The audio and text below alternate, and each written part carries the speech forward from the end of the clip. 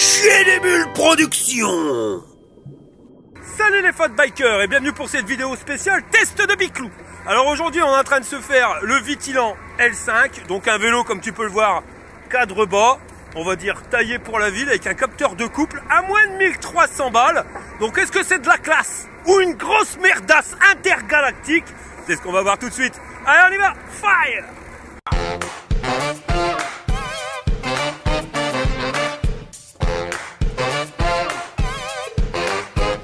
Alors voilà la tronche du carton quand tu le reçois. 41 kilos le bordel et pas un star. Après ça a été livré par FedEx, en général jamais de soucis avec eux. 3000 coups de claquette à César. Oh mince, un peu déglingué. J'ai vraiment du bras, j'ai vraiment du bras. Et voilà comment que c'est que ça se passe à l'intérieur. Alors c'est pas du suremballage, tu vois là ils nous ont mis un gros bloc de mousse pour l'avant. Par contre pour la fourche, ouais c'est pas de la mousse, c'est juste posé sur un intercalaire là en plastique. Ils t'ont mis des blocs de mousse sur le côté pour éviter l'écrasement. Des ch'tis de protection de mousse un petit peu partout mais pas partout non plus. Un carton au-dessus qui bloque pour éviter que ça berloque. Un bloc de mousse ici pareil. Et à l'arrière par contre t'as que dalle. Si t'avais ce machin là qui est mis comme ça, mais bon c'est pour ça qu'il protège BZF. Hein. Bon voilà, niveau emballage on peut dire qu'on a déjà vu mieux.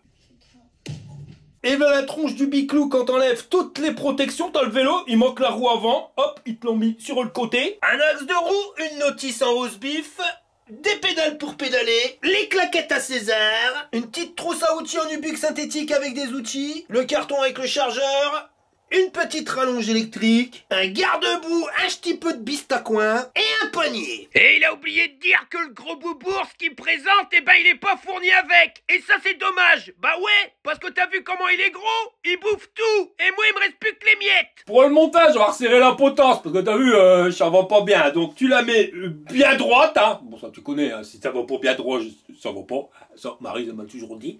Tu mets bien droit. Et puis tu resserres les deux vis de côté. Arnaud, mais tu me l'as jamais dit cette histoire de vis. Elles sont où tes deux vis de côté? Parce qu'il y a un moment, va falloir les resserrer, hein. Ça serait bien que ça soit bien droit comme tu dis. Mais avant, on va régler le jeu à la fourche. Alors on va dégager le capuchon. On resserre celle-ci à fond. Et après, on resserre les deux de côté. J'ai dévissé la patte de la potence. C'est pour la fixation du guidon. On le fout. Alors par contre, fais bien gaffe, tu vois, parce que tu as tendance à le tourner dans un sens ou dans un autre. Fais gaffe qu'il soit pas tourné dans un sens plus que dans un autre, tu vois, parce que sinon ça fout la merde. Tu te positionnes, tu remets la patte de fixation, tu visses les 4 vis. Pour installer le garde-boue, on dévisse la vis qui était là, celle-ci, avec la rondelle. Tu la prends, tu la passes à travers la patte de fixation de la lampe. Tu fous le garde-boue, tu mets la patte de fixation sur le machin et tu visses le tout. Quand c'est fait, il te restera plus qu'à revisser les deux pattes de fixation latérales. Tu retournes le vélo, tu fous la roue avant en faisant bien gaffe de pas déglinguer le disque de frein dans l'étrier, puis tu resserres le bordel. Pour les pédales, tu viens visser la L avec la L dans le sens de la flèche. Il nous restera plus que le poignet à installer, mon copain. Alors c'est pas compliqué, tu vois, tu l'entier, tu dévisses les deux vis de chaque côté, tu le mets là, puis tu visses les vis. Le truc, c'est que moi j'ai des problèmes de place et comme c'est pas sur le guidon, bah voilà, ça bouge pas, c'est avec le cadre et je galère à le stocker. Donc ça, je vais pas te l'installer. Mais si tu viendrais à l'installer, mais pas la lampe avec le garde-boue. Non, tu fixes juste le garde-boue et la lampe, tu vas venir la foutre ici. Voilà, directement sur le poignet.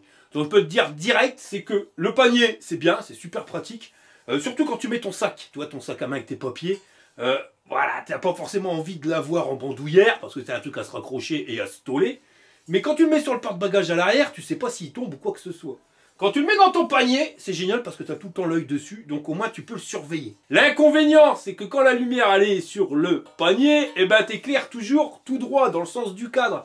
Tu peux tourner ton guidon autant de fois que tu veux, t'éclaires toujours tout droit et ça c'est dommage parce que t'éclaires pas là où tu vas. Honnêtement, moi je préfère la lumière directement sur la fourche. Et c'est à ça que sert l'extension électrique. Parce que si tu mets ton phare sur le panier, eh ben, il sera trop court le fil. Alors, ils t'ont mis une rallonge. Voilà.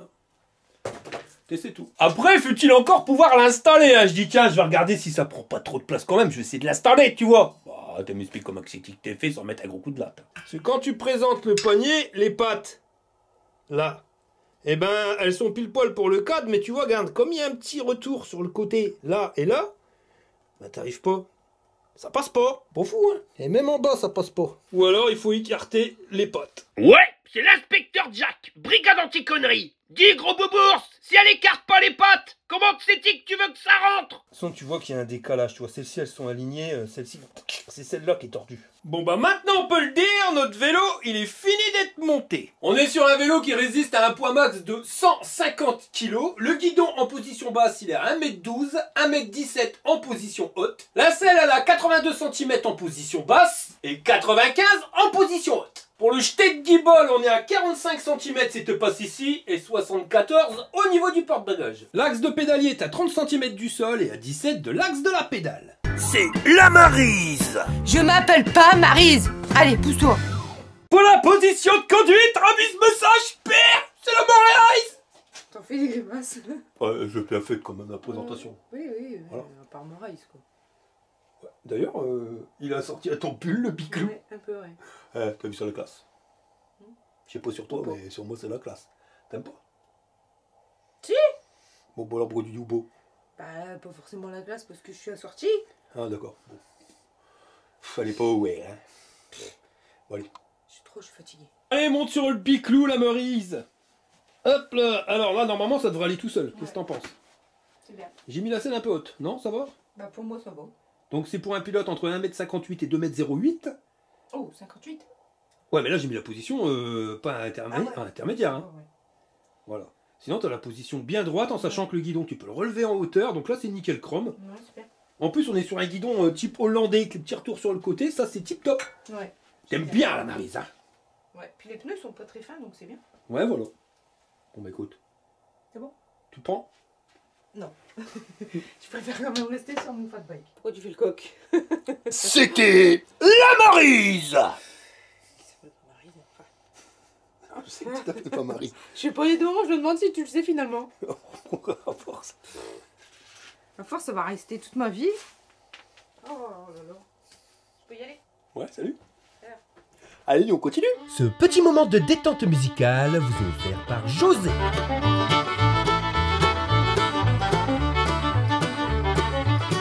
On est sur un vélo qui pèse 31,2 kg avec la batterie. Alors ça par contre, il n'y a rien sur leur site internet. Hein. Ce que je te donne comme poids, c'est j'ai pris le vélo, je l'ai porté sur une balance et puis j'ai regardé le poids qui était indiqué.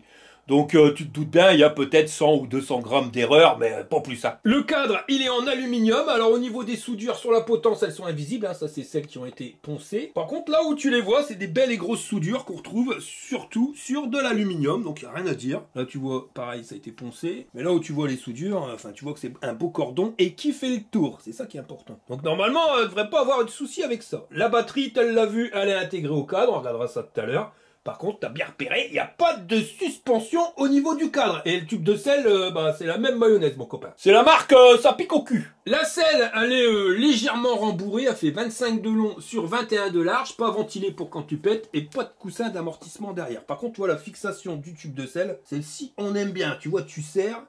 Pour régler l'inclinaison, tu desserres et puis tu joues avec la petite vis qui est là. Et ça te permet de régler. Enfin, tu vois, ça, c'est pas du brin. Hein. Par contre, c'est pas une attache rapide au niveau de ta selle. T'es obligé d'y aller à la clé BTR. Après, une fois que c'est réglé, au moins, ça bouge plus. Au niveau du porte-bagages, on est sur un truc qui fait 37 cm d'ici à là sur 15 de large. Alors, c'est du tube soudé. Ça, normalement, ça devrait pas bouger. Et t'as les retours pour pas que les sacoches se prennent dans tes rayons. Et ça tient avec deux vis de chaque côté. Et t'as l'air à repérer. Dessus, ils t'ont mis une magnifique lumière à fil, mon copain. On regardera si on a le feu stop. Et est-ce qu'il est résistant? Ça, c'est la grande question du jour. Bordel, ça a l'air d'aller.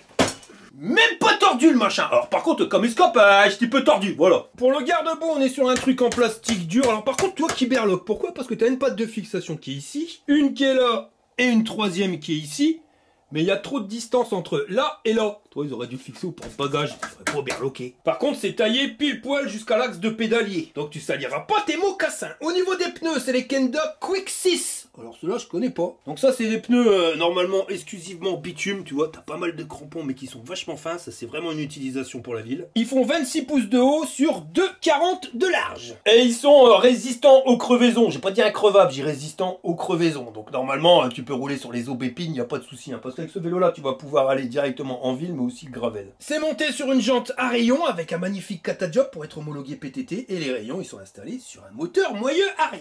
Aucune indication de puissance, on nous dit juste que c'est du 48 volts. Sur leur site on nous le donne comme étant à 500 watts de puissance nominale, 960 watts et des bananes en crête. Hein. Donc en crête c'est quand ton moteur il démarre ou quand on chie comme un russe avec une vitesse max de 25 km/h pour un couple de 65 Nm. Alors 25 km/h c'est homologué PTT, ça t'as le droit de rouler.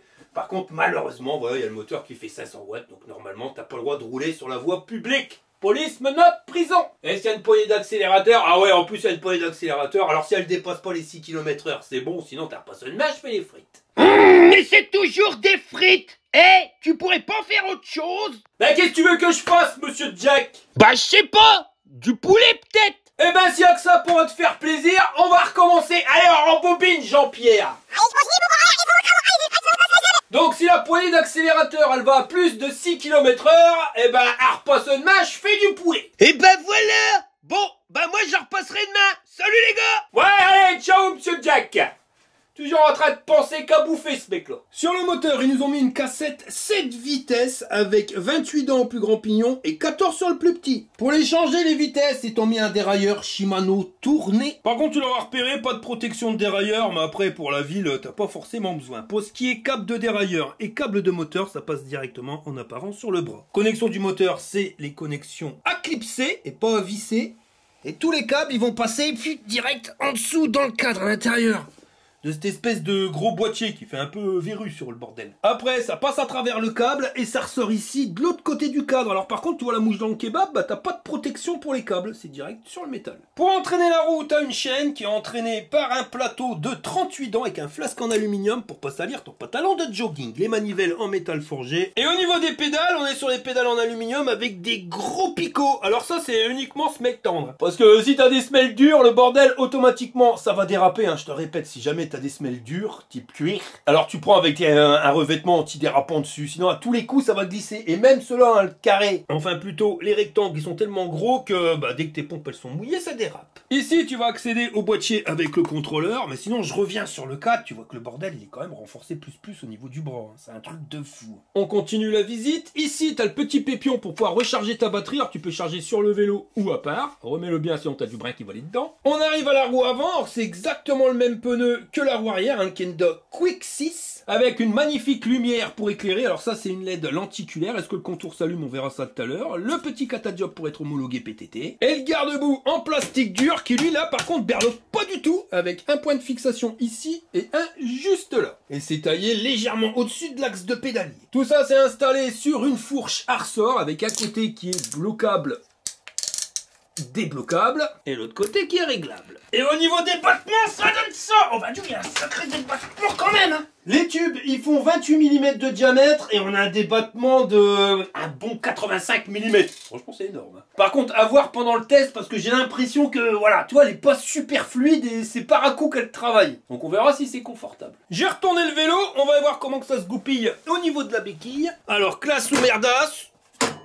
Oh, ça a l'air d'aller. Par contre, ouais, faut la revisser, t'as vu? Il faudrait pas qu'on perde le béquille. Ah, ça bougera plus. Alors, classe ou merdasse?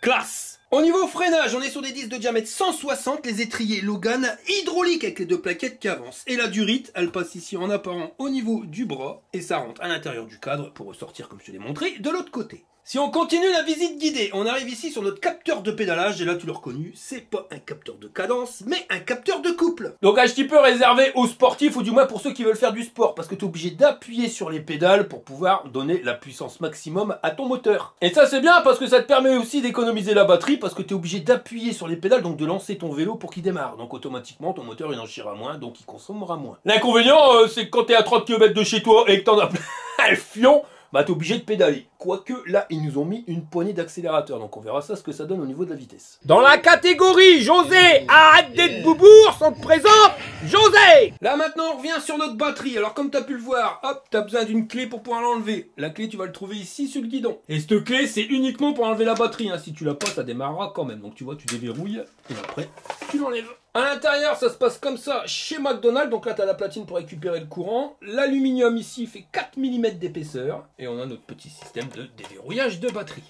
Sur la batterie, là, on a notre pépion de charge, donc tu peux le charger à part. T'es pas obligé de le mettre sur le vélo. Là, t'as rien de spécial. Ici, c'est pour récupérer le courant. Et là, on a les caractéristiques techniques. On est sur du 48 volts en 15 ampères, soit 720 Wh. Elle pèse 4 kg, ce qui fait que ton vélo, il pèse 27 kg 2 quand t'as enlevé la batterie. Donc, tu pourras le mettre sur ton porte-vélo sans souci. Et on nous le donne comme ayant une autonomie de 65 km si t'es uniquement à l'accélérateur et 104 en pédalant. Ça, on verra.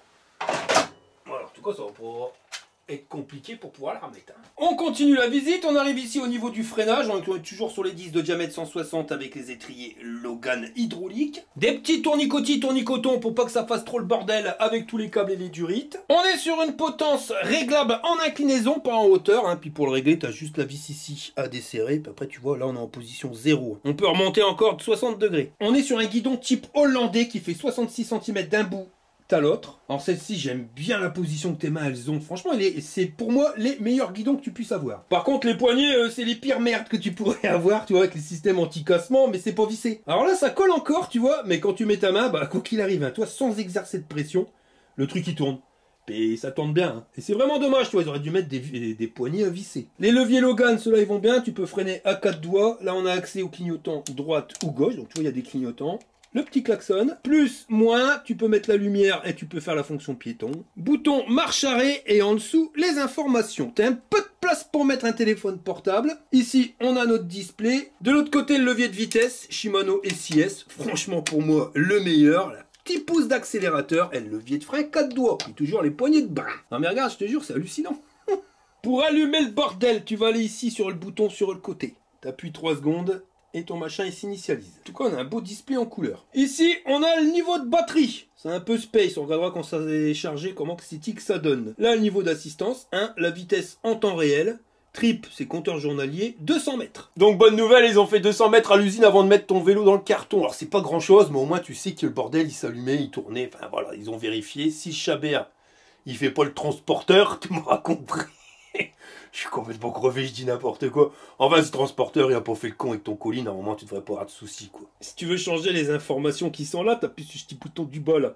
Tu cliques un coup, tu passes à la distance kilométrique totale, le temps depuis lequel ton vélo est allumé, la puissance consommée en temps réel, et tu reviens à la distance kilométrique journalière. Avec plus et moins, tu changes des niveaux d'assistance et les régler sur 5 niveaux. Non, voilà, c'est vitesse max. Vitesse moyenne, ah bah t'en reviens à toi. Ah, t'avais encore des indications. Ça s'arrête pas là, tu vois, quand tu reviens à un compteur journalier, après t'as la vitesse max, donc ils l'ont testé, il va à 40,3 km/h, pas très homologué le bordel. Et là, la vitesse moyenne, 12,8. Si t'appuies longtemps sur le bouton moins, normalement t'as la fonction piéton qui va s'activer. Il faut attendre 3 secondes, de toute façon c'est indiqué P, t'as un vélo qui clignote, et le bordel il va avancer à 5 km/h. Si tu lâches, ça s'arrête. On va regarder tout de suite la vitesse max à l'accélérateur. Alors le bordel, tu l'entends, il est progressif. Et c'est bridé à 25 km/h.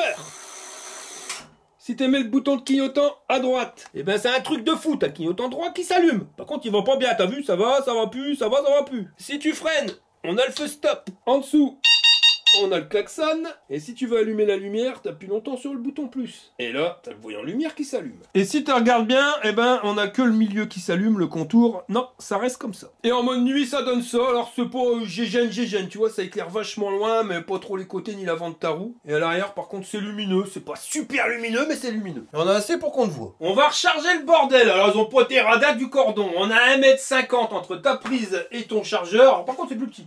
Là, on a 90 cm qui va du chargeur à ta batterie. Chargeur qui est pas ventilé et qui nous sort 2 ampères. Donc, il te faudra un peu moins de 8 heures pour une charge complète. T'as branché tous les câbles, là, Monique? Oh oui, mon Jean-Claude. Alors, accroche-toi à te marronne, je vais appuyer sur le bitonio. C'est l'heure du test. Bon, allez, départ arrêté pour ce Vitilan L5, capteur de couple. Alors ça fonctionne super bien. Voilà, t'appuies, le bordel, il part. T'appuies plus fort et il accélère. Donc ça là-dessus au niveau du capteur de couple, c'est clair, ça marche bien. Le moteur a l'air assez coupleux, on va le faire uniquement à l'accélérateur, voir ce que ça donne. 12, 13, ça continue d'accélérer dans la côte. Donc on a un moteur de toute façon qui fait 500 watts, je crois que c'était 65 Nm. Donc qui fonctionne bien. Bon alors là on est en train de grimper une côte intermédiaire.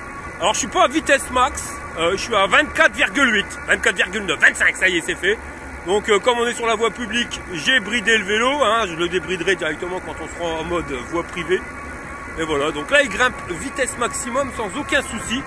Bon, on était sur une cote intermédiaire, maintenant on va attaquer une cote un peu plus raide. Donc là on descend sans que le moteur il s'arrête quand tu es à 25 km/h. Je vais le faire uniquement au pédalage pour qu'on puisse voir ce qu'il a dans le slip. Là ça commence à grimper sévère, donc on est à 23 km/h, 22,4, 21. Tu sens que voilà, là ça commence à ramer. 18, 17, 16. Ouais, donc le moteur il est bien, il te permet quand même de grimper, hein, parce que tu as déjà des vélos qui seront mis en sécurité à ce niveau-là. Mais alors on va pédaler, on va lui donner un coup de main, on va arrêter l'accélérateur. Alors quand tu arrêtes l'accélérateur et que tu reprends tout de suite le pédalage, tu as quand même une zone de latence. Tu as à peu près 1 à 2 secondes où le moteur s'arrête avant qu'il reprenne. Mais quand tu pédales, tu donnes un coup de main à ton vélo, donc automatiquement, tu arrives à reprendre de la vitesse.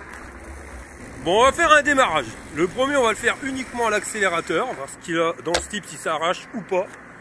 Tu accélères. Et non, ça reste correct, tu vois, on est vraiment sur un vélo qui a une courbe d'accélération très progressive. On n'est pas brutal, on perd pas sa marronne à chaque accélération. Donc ça peut convenir sans problème à quelqu'un qui n'a pas envie de se faire peur à chaque fois qu'il redémarre. Et ça va t'amener tout doucement à 25 à l'heure. Non, franchement, niveau conduite, on est bien. Même au niveau position de conduite, tu vois, j'ai le dos bien droit. Le guidon hollandais, bah ça, pour moi, c'est les meilleurs, hein, quand tu veux vraiment une position bien droite et tranquille et détendue. Ouais, voilà, on n'a rien à dire sur la position de conduite. La fourche, elle m'a l'air dure. On verra après en off-road ce que ça donne. La selle, c'est pareil, sur les kilomètres, on verra. Le 4, par contre, tu sens qu'il manque un ch'ti de suspension. Alors, une petite suspension de selle n'aurait pas été un luxe. Mais bon, ça c'est pareil, on le vend sur le site fatbiker.org et ça te permet d'être plus confortable. C'est vrai que quand tu arrives dans les trous, comme on n'est pas sur des pneus de fat bike, tu sens quand même les déformations de la route. Ouais.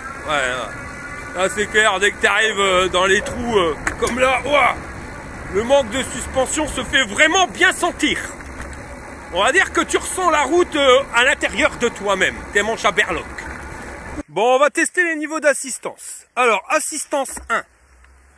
Déjà, il y a l'avantage d'avoir un capteur de couple de fou. Voilà, t'appuies, le bordel il part. Est-ce que ça t'amène à 25 ou est-ce que c'est plafonné à une certaine vitesse? Non, voilà, plus que t'appuies fort et plus que tu vas accélérer. Et en assistance 1, ça va te permettre d'arriver sans souci à 25 km/h. Tu vois, là je me suis mis en 7e vitesse au niveau du dérailleur et voilà la cadence de pédalage. Franchement, déjà en assistance 1, ça fait vraiment le taf comparé à certains vélos où il faut arriver en assistance 5 pour que ça commence à se sentir. Enfin, que t'en chies moins comme un russe. Là, voilà, tu sens qu'il faut exercer une pression, mais ça reste correct. Et quand tu te mets en 5, là, voilà, c'est limite si tu as besoin d'appuyer sur les pédales. Si, il faut appuyer, mais vraiment léger. Ça, les niveaux d'assistance, ils sont super bien faits. Ah ouais, ça c'est royal. Si t'as pas trop envie d'appuyer, tu te mets en 5, t'appuieras pas beaucoup. Tu veux appuyer plus, tu te mets en 1, mais t'appuieras pas non plus énormément. Tu seras pas trop fatigué. Ah, tu sais, tu freines. Là, je suis en assistance 5. Hein. Ah, moi, ça va combien? Et le bordel, il part. Non, alors là, il fait partie des capteurs de couple et des niveaux d'assistance qui sont vraiment bien foutus. Tu es en pleine forme, tu mets en 1 et tu verras que tu vas mettre du temps avant de fatiguer parce que même en 1 c'est super simple. Puis quand on peut vraiment plus, tu mets en 5. Hein. Et quand on peut vraiment plus, tu as la poignée d'accélérateur. Les bordures, tu peux les prendre sans problème. Là je suis en fonction accélérateur, voilà, alors là c'est encore plus tranquille. Alors par contre pour la position de conduite, tu vois, on a le dos bien droit, là-dessus il n'y a aucun problème. Le guidon type hollandais, la casse à Paname, ce qui te permet de juste poser tes bras contre. Enfin voilà, ça te permet, c'est une position qui te permet de faire beaucoup de kilomètres là-dessus, il n'y a aucun souci. Bon, le petit problème, c'est comme tu peux le voir, les poignées, elles tournent, donc ça, il faudra les coller. Comme on n'a pas son poids à l'avant du vélo, la fourche, on sent pas trop son débattement, je dirais même qu'on sentirait pas que c'est une fourche à suspension. Par contre, le cadre qui est pas suspendu, là, on le sent direct. À chaque imperfection, tu prends dans le derche. En plus, on n'a pas une selle forcément super confortable. Donc, l'option tube de selle à suspension ou ressort de selle pourrait être une bonne idée. Ah ouais. En plus c'est pas des pneus de fat bike, donc les pneus de fat bike ils ont quand même l'avantage de pouvoir amortir les chocs, enfin du moins les imperfections de la route. Là c'est pas le cas. Par contre tu vois, on a une meilleure on va dire que le vélo est beaucoup plus réactif. Quand tu tournes, les pneus te permettent de répondre direct et ça c'est pas mal. Alors on a des pneus qui sont faits pour rouler sur route. Là bien sûr on va y en mettre plein la tronche, donc on va aller sur du off-road. Normalement ils sont résistants à la crevaison, donc on ne devrait pas pouvoir crever. Et on va le faire uniquement à l'accélérateur pour voir la patate du moteur. Donc 22, 21, tu sens que ça ralentit un peu. Mais ouais c'est correct hein. De toute façon ça c'est pas fait pour aller rouler à fond la caisse. Mais honnêtement même quand ça grimpe sans vouloir faire d'effort, ça te permet de faire grimper la côte. Donc c'est vraiment pas mal. Et puis si je pédale et que je lui donne un coup de main, bah automatiquement le moteur il va avoir plus de couple. Enfin c'est pas le moteur qui a plus de couple, mais je rajoute du couple au moteur et ça me permet d'arriver, tu vois là dans cette montée, à 25 km/h sans souci. La fourche, ouais tu sens légèrement qu'elle travaille, mais de toute façon sur ce type de position là, la fourche c'est pas forcément indispensable. Par contre comme je viens de te le dire, ouais, le tube de selle ça aurait vraiment prêté à luxe hein. Alors essayez garde-boue. Oh. Ouais, alors le garde-boue à l'avant il est peut-être coupé un petit peu trop court. Bon j'ai pas forcément les mocassins pleins de brins, mais tu sens quoi, ils auraient rajouté 2-3 cm, ça aurait pas été un luxe. Bon par contre comme on est sur un chemin privé, je vais le débrider. Bon le vélo est débridé. Je vais démarrer en assistance 1, on va voir si ça change quelque chose au niveau des niveaux d'assistance. Bon à savoir que le débridage tu peux mettre vitesse max 40 km/h. Mais je le répète, uniquement sur voie privée. Hein. Parce que vous risquez des problèmes sur la voie publique comme ça les gars. Hein. Si jamais t'as un accident, t'es pas dans la merde. Bon alors là par contre pour arriver à plus que 25 c'est compliqué. En plus ça grimpe, alors là je suis à 22 km/h en assistance 1. Si je mets en assistance 2, 22. En 3 tu sens que ça accélère. Je suis à 25. En 4, là c'est pareil, tu sens l'accélération. On est à 28. Et si je mets en 5, ça accélère toujours. Et on est à 30. En sachant que ça grimpe. Et si je fais à l'accélérateur, et ben ça m'amène pareil à 30 km/h. Donc là c'est dans une montée, on verra sur du plat. Et l'accélérateur il est taillé sur la vitesse max. Que tu mettes en assistance 1 ou 5, tu iras à la vitesse max programmée. J'ai fait 5 km, j'ai perdu un bâton de batterie. Alors par contre le display, tu vois, on est sur un display couleur, il y a du soleil, et ben on voit vachement l'affichage. Là-dessus on pourrait pas voir mieux.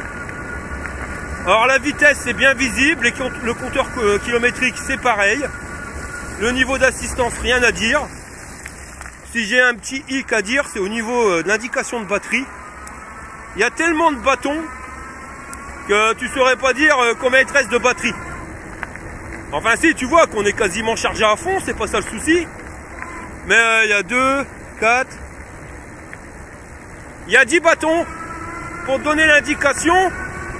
Et voir réellement si c'est 8 ou 7, c'est un peu plus complexe. Bon après ils ont mis des couleurs, donc c'est un coup à prendre. Là on est sur du plat et tu vois on est en vitesse max à 40 km/h. Par contre là, ouais, la batterie elle descend vite et on a déjà perdu 2 bâtons. On va freiner, il y a des gens. Bon allez, démarrage en côte, alors ça c'est royal, regarde, hop, j'appuie, le bordel il se lance. Bon je suis en assistance 5, mais quand même. T'as vraiment pas besoin de faire 10 tours de pédalier pour que le machin il se mette en route. On n'est pas brutal sur l'accélération, mais ça permet d'arriver quand même vachement vite à 25 km/h, en sachant que là on est quand même sur une côte. Hein. Au niveau du pédalier, je suis en 7ème vitesse. Là la cadence de pédalage pour rouler à 25. Ouais, c'est royal. Ça c'est le vélo qui convient parfaitement pour celui qui veut pas se prendre la tête. Hein.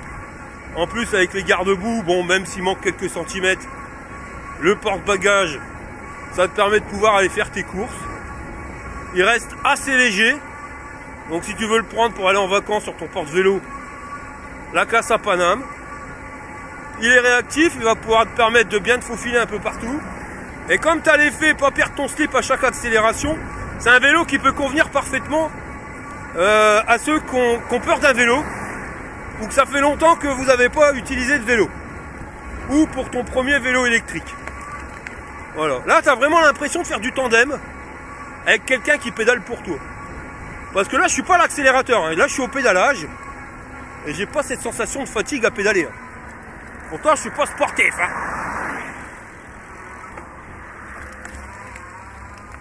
Et l'avantage de ce type de capteur, c'est que c'est toi qui gères ton accélération. Alors après, en assistance 5, c'est un peu plus compliqué de gérer son accélération parce que tellement c'est facile. Mais tu te mets genre en assistance 3, on va le faire. Tu démarres, tu vois, faut pas 15 jours pour que ça démarre. Et puis si tu veux maintenir une certaine vitesse, genre 15 km/h, bah t'appuies pas trop fort sur les pédales. Et quoi, tu vois là en assistance 3, c'est déjà encore trop facile.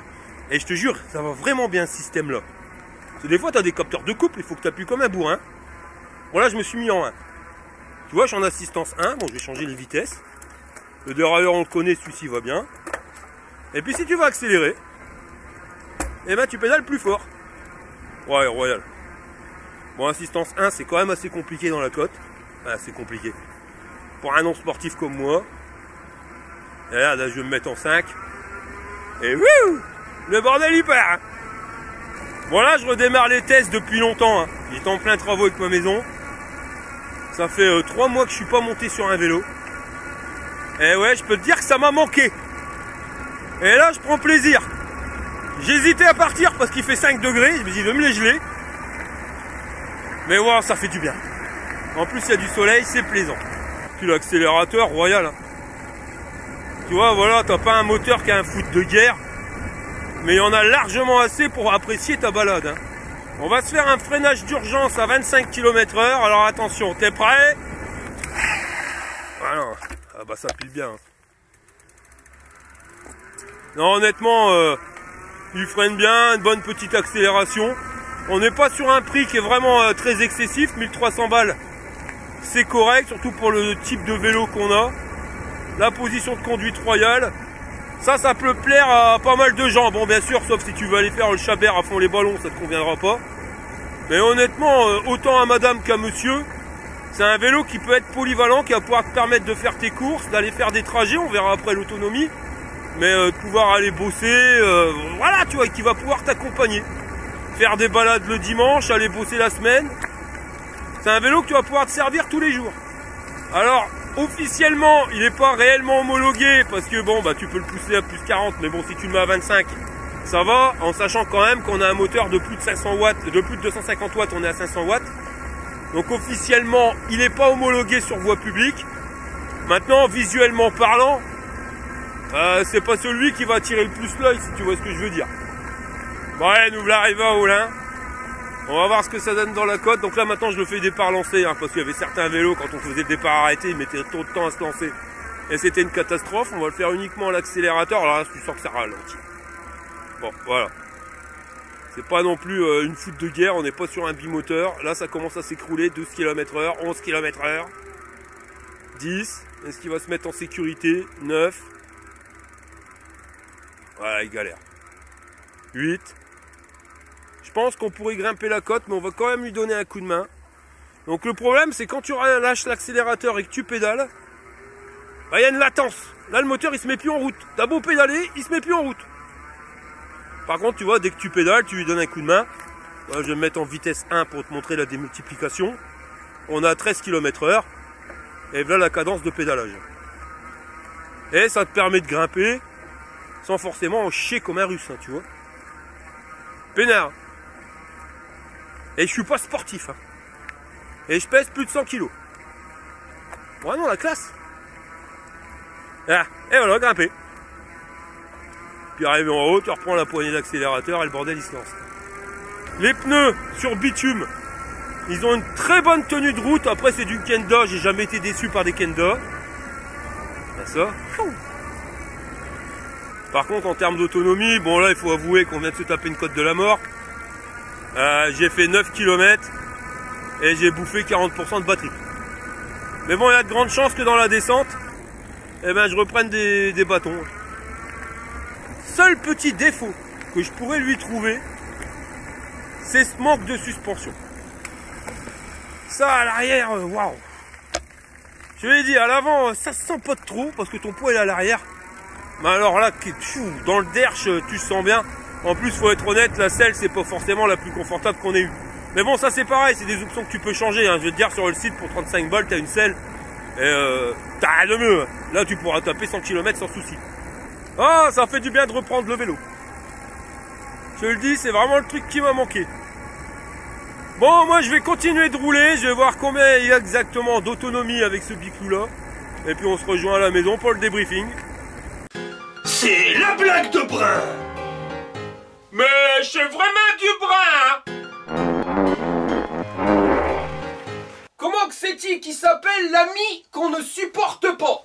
T'as un ami, t'as le supporte pas, son nom c'est...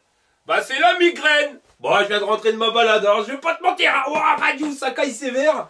Mais avec le soleil, ça fait du bien. Alors j'ai fait 55 km d'autonomie. Bon là, il me reste plus qu'un bâton, en sachant que il fait 5 degrés. Donc une batterie 5 degrés, c'est pas forcément les meilleures conditions climatiques pour pouvoir l'exploiter à 100%. Donc je serais pas étonné que tu aies 60 km si tu refais le test avec 20 degrés de température extérieure. Ça c'est clair et net. En plus tu vois la batterie, je vais pas dire que ça descendait assez vite. Si j'ai perdu le premier bâton assez vite, ça descend. Je suis arrivé à l'éléphant bleu et j'ai repris 4 bâtons. Et puis après c'est pareil, ça redescend progressivement et ça te permet quand même de faire les 55 bornes. Alors il y a des avantages, il y a des inconvénients, la position de conduite, tout ça c'est royal. L'inconvénient par contre c'est la selle, hein. Là, elle fait vraiment mal au derche au bout de 55 bornes, tu peux plus, tu marches comme un cow-boy mon copain. Une option plus que j'avais pas vue en description, mais qui est pas mal, c'est que c'est la lumière automatique. Dès que tu vois que la luminosité, tu arrives sous un pont, ça diminue, tu vois. Et ben ça s'allume automatiquement, il revient au soleil, et hop, la lumière elle s'éteint. Donc ça c'est vraiment pas une mauvaise chose. Les poignées qui tournent, ouais, ça c'est pareil, c'est chiant, donc il faudra penser les coller. Le garde-boue, ils auraient mis un petit peu plus de longueur, tu vois, et ben ça aurait pas été un luxe, même si ça fait quand même déjà bien le taf. Les pédales, même avec des godasses mouillées, ça accroche bien, la béquille, elle berloque pas plus que ça. Et au niveau du freinage, ça freine vraiment tip top. En plus, on est sur des pneus qui sont bitume, donc ouais, ça te permet d'avoir un bon freinage. Bah ouais, parce que des pneus tout-terrain, t'as des crampons et t'as une surface de contact au sol qui est plus petite qu'avec des pneus bitume. Donc tu pars plus facilement en dérapage. Là, non, honnêtement, la classe. La fourche, tu vois, je trouve que elle sert pas à grand-chose sur les petites déformations, parce que t'as tout ton poids à l'arrière. Par contre, moyenne et grosse déformation, quand t'arrives dans un trou, là, tu sens que le truc qui bosse et que ça te permet d'amortir quand même les chocs. Mais voilà, sinon j'ai rien d'autre à dire à part que bah, ce vélo là il est vraiment pas mal. Moi il m'a plu. Alors attention, mon avis il est peut-être pas vraiment officiel. Pourquoi? Parce que ça fait 3 mois que j'ai pas repris de vélo. Et peut-être qu'avec un vélo tout pourri j'aurais pris du panard aussi. Mais à part à la fin où je savais plus comment me mettre sur la selle parce que ça faisait mal au cul. Mais sinon ouais, j'ai pris un panard monumental.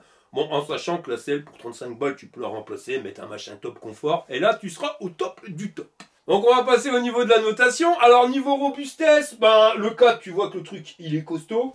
Les pneus, normalement, ne devrait pas y avoir de souci vu que c'est des pneus increvables. Enfin voilà, tu vois que c'est quand même une bonne machine qui a bien été finie.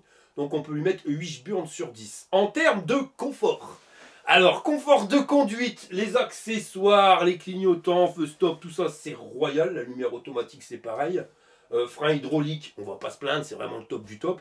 À part quand même le manque de suspension à l'arrière. Et je t'ai dit un tube de selle à suspension tout à l'heure. Je t'ai dit une connerie mais tu pourras pas. Parce qu'on est sur un tube de selle avec une forme bien spécifique. Donc ça sera soit tu mets un ressort de selle.